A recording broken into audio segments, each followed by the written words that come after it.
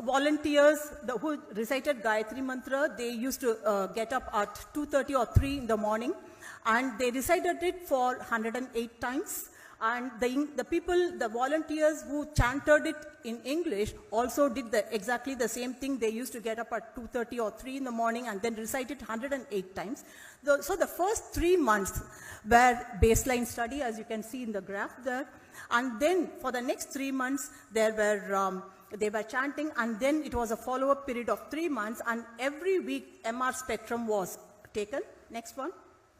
So this is how a MR spectrum would look like. So this is the MR spectrum from normal human brain. You can see some neurochemicals here. For example, NAA stands for N-acetyl aspartate. It can be found only in neurons. So the information that you get from NAA gives information about neurons, and you can see the glutamate and creatine and choline. These are all neurochemicals that's found in brain.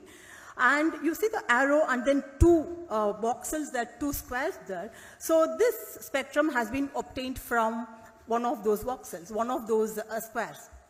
Now, in this particular study, looking at the effect of Gayatri Mantra, what I had done is I had obtained spectrum from both the hemispheres. So there was spectrum from the left hemisphere, and that is the frontal part of the brain, which is involved in thought processes.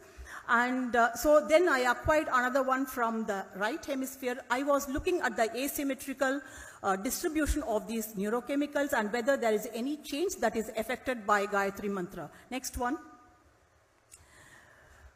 So this is the result of what happens to the asymmetrical distribution of neurochemicals when Gayatri Mantra is recited. So you see that there are random variations before the Gayatri Mantra was recited, and then as the Gayatri Mantra recitation starts, then for the next 3 months, you see a reduction in the asymmetry. You see it coming towards unity, so which means that there is a balance of neurochemicals between the left and the right hemisphere, and the follow-up period. So there are 3 months after the chanting is stopped, you can still see that the effect of the reduction in asymmetry is sustained. Next one.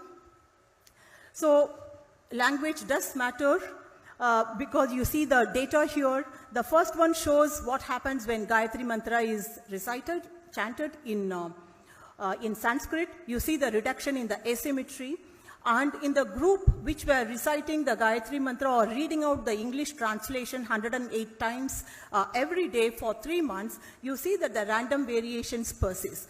So language does seem to play a role, at least in causing some changes in the neurochemicals.